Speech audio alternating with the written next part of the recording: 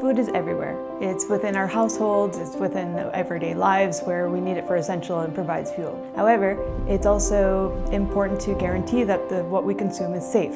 So I considered a PhD in sustainable food systems as to investigate approaches into improving food security while also reducing harm on the environment. The project that I'm working on is on assessing the microbial community in sustainable food system. It has two directions. One is on horticulture production. We are studying alternative growing media that can be used in the horticulture production, for example in mushroom production, instead of peat.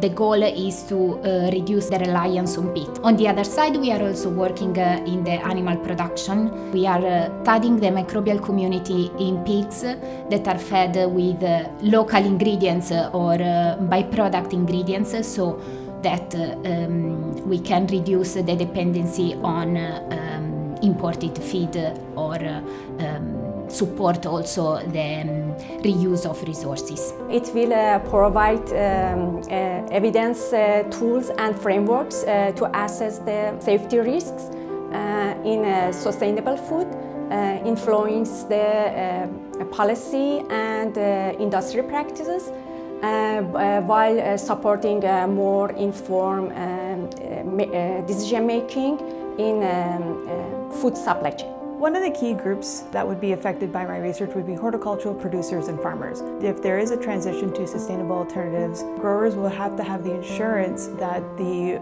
output of their food products would return their economic growth.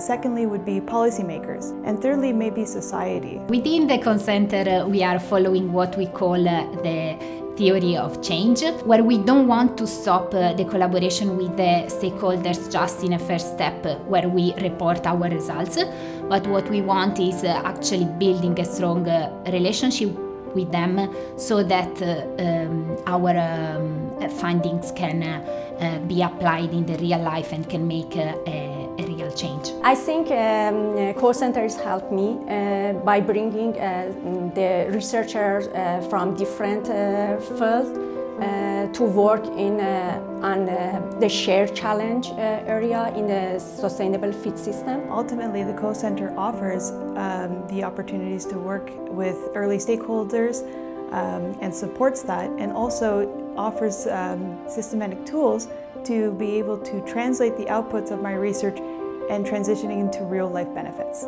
It helped me to communicate my research to an audience that is not academic.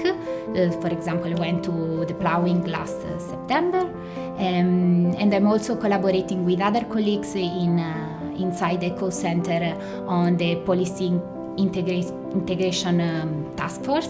That it's useful for me to learn like how to a policy making process is done.